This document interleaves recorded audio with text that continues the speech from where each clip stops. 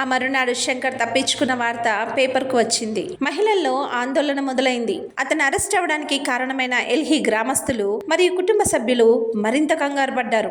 అయితే ఇక ట్విస్ట్ ఏంటంటే శంకర్ తప్పించుకొని పారిపోవడానికి డిపార్ట్మెంట్ లో ఉండేటువంటి కొంతమంది పోలీసులు శంకర్ కు సాయం చేశారు. తను తప్పించుకోవడానికి ఒక పోలీస్ డ్రెస్ కూడా తనకు అమర్చారని విచారణలో తెలిసింది. వారందరినీ కూడా సస్పెండ్ చేశారు. జైలు నుంచి శంకర్ గాయాలతో బయటపడ్డాడు. కాళ్లకు గాయాలైన శంకర్ బహుదూరం వెళ్లి ఉండడని అనుకున్నారు. ఏదేమైనా సైకో శంకర్ పోస్టర్స్ 4 దక్షిణాది రాష్ట్రాలలో బహిరంగంగా అంటించారు. కర్ణాటక పోలీసులు నగదు బహుమతిని ప్రకటించారు. కర్ణాటక పోలీసులు 5 లక్షల నగదు బహుమతిగా ప్రకటించారు. తమిళనాడు వాళ్ళు 10 లక్షల నగదు బహుమతిగా ప్రకటించారు. సరిహద్దు ఊర్లు, హాస్పిటల్స్, బస్ స్టేషన్లలో నిఘా పెట్టారు. మహిళలందరూ కూడా జాగ్రత్తగా ఉండాలని హెచ్చరించారు. విచారణలో బెంగళూరులోని ఒక సెంట్రల్ జైల్లో శంకర్ కు ఒక వ్యక్తితో పరిచయం అయింది. చాలా చనువుగా ఉండే వాళ్ళని చెప్పారు. ఆ వ్యక్తి వరకట్నం కేసులో నిందితుడిగా అరెస్ట్ అయ్యాడు. అరెస్ట్ అయ్యి శిక్షాకాలం పూర్తయి బయటకు వెళ్ళాడు. ఆ తరువాతే శంకర్ తప్పించుకున్నాడు అని